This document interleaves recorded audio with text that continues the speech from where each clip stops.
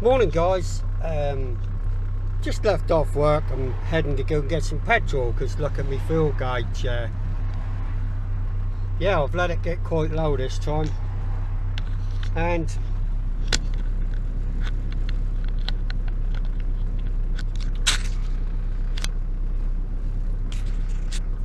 what I was thinking is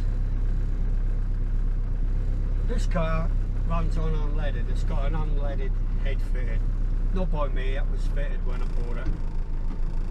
So obviously I don't need to put in a lead replacement anymore. But I was just thinking about all the other stuff that's in petrol nowadays. And one of the worst things they say is the ethanol. Now they've been saying for years that ethanol's been in petrol, and if you look at all the pumps now, they've all got like an E number. And some newer vehicles, especially like my bike and newer bikes, you actually see it on the fuel cap, like, because you see a little sticker just under where you fill the tank up, and that will say like E12 or E5 or whatever, something to do with how much ethanol's in the fuel. I don't know an awful lot about it, but I know that it can destroy old rubber components. I've had a car before where the fuel pipe was just perished, and they said that was when they changed from the unleaded. I think on this car most of the stuff's been changed. I never had a problem with anything, and I was watching a video the other day from someone who cut up where they took a carburettor apart, and all the rubbers inside the carburettor had suffered from the ethanol destroying it really, basically.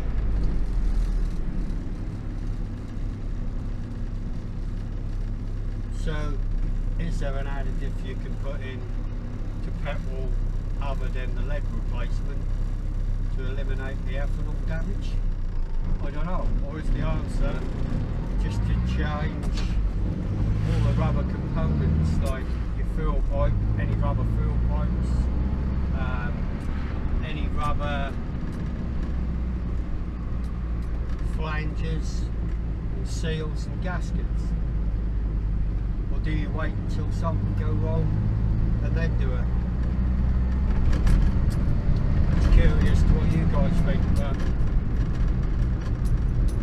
touch wood with this car, particularly with it having the unleaded head. I don't know what else has been done, but the way I usually operate anyway is I don't normally fix something until it goes wrong. I haven't had any problems with the fuel pump or anything, so fuel pipes, they definitely look like they've been changed on this car. Just something to think about. If you buy an old car that's been laid up for years, like I've done in the past, I never thought about changing all the other parts, just got it running and used it. And I can't say, apart from the fuel pipe once on the car, I've never had any other issues. But it's the same with antifreeze. They changed the antifreeze a few years ago, and stuff in the antifreeze now will damage classic cars, gaskets and seals, mainly like water pump will go or whatever. But like I say, I haven't had a problem with this, but I always looked for a different type of, I've always made sure when I've bought antifreeze that it's safe for old cars, and I haven't had a problem, so that's another thing to watch out for. I think eventually it's going to be hard to get anything for old cars. Right, am I going to fill Phebe up? Like I say, that's the lowest I've let it get so far. I reckon about 25, 26 quid. Let's see.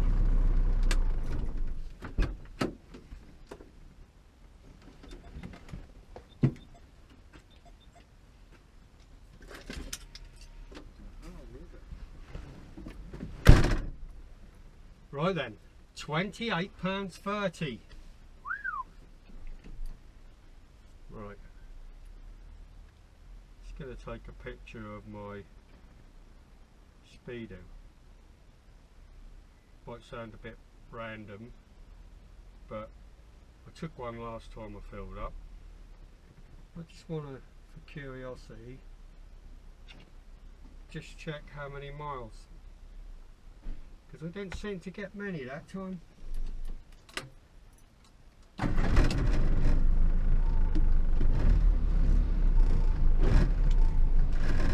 Well, it's a beautiful morning, but yet again the forecast says rain by dinner time, heavy downpours. Starting to get a bit fed up with it, to be honest. It's alright when you're using the car, I know, but I want to get out on my bike as well as using the car. But the times will come, the weather's got to get better soon.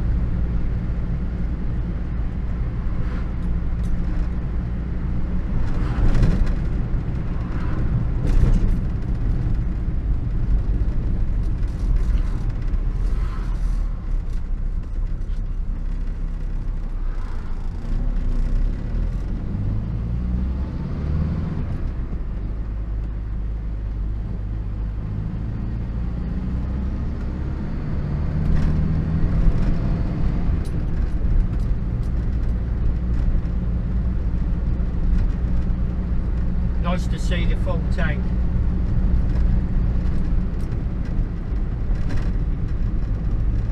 Saves me worrying I'm going to run out.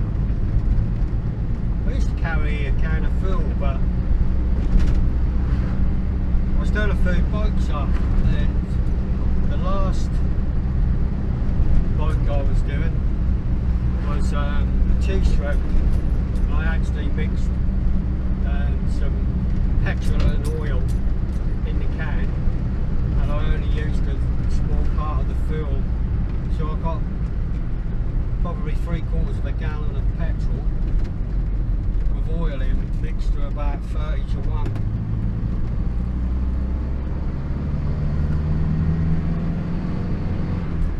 I'll have to stick that in the mother-in-law's lawnmower or something, I think, so I don't really want to stick it in the car.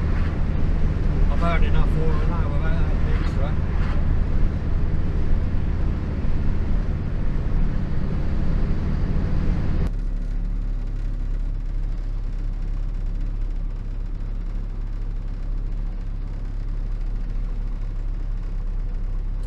How high do you have your car idling? No, Phebe is idling slightly higher than I would like it to, but the reason why is in the mornings when it's cold, if I don't have it idling high, it will cut out at road junctions. I have to keep pulling the choke out, so usually when it starts to get like summer, I'll turn it down even more, but because we've had some real strange weather lately, I've left it run a little bit high. That's not as high as I leave it in the winter. In the winter, that'll be running even higher than this, quite a bit higher than this, to be honest. Just because of the mornings when I start it, after it's been running a few minutes, I can get the choke in a bit, and that won't stop.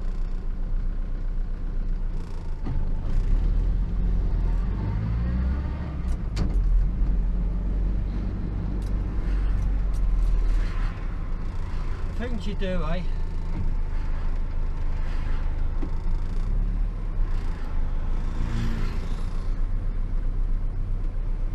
Quite busy this morning. Like I say, just had the school run. No people going to work and stuff in the shops. don't normally come this way this time of day, but because I needed to fuel, that's what I did.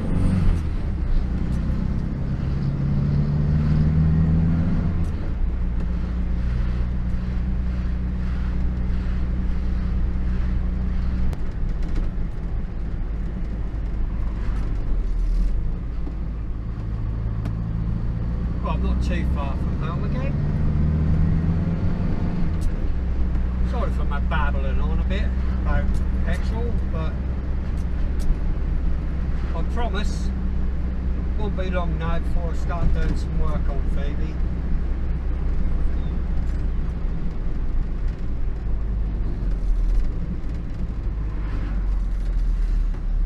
And there might be some more interesting videos. But funny enough, when I had the BSA bed, I did quite a few drive or ride to work videos, and then I stopped doing them. Said, yeah, I must be getting a bit boring. The number of people who said, oh, don't stop doing them, we love them.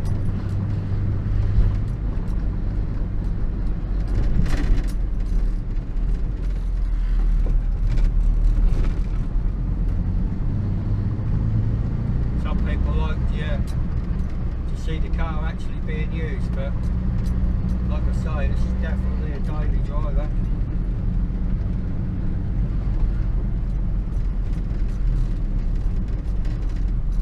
Right, so I'm home again now. It leaves me to say thanks for watching, guys. Don't forget to hit that subscribe button if you haven't already, and if you like it, give us a thumbs up. Why not share it with someone else who might like these kind of videos? And I'll catch you guys in the next one. Bye for now.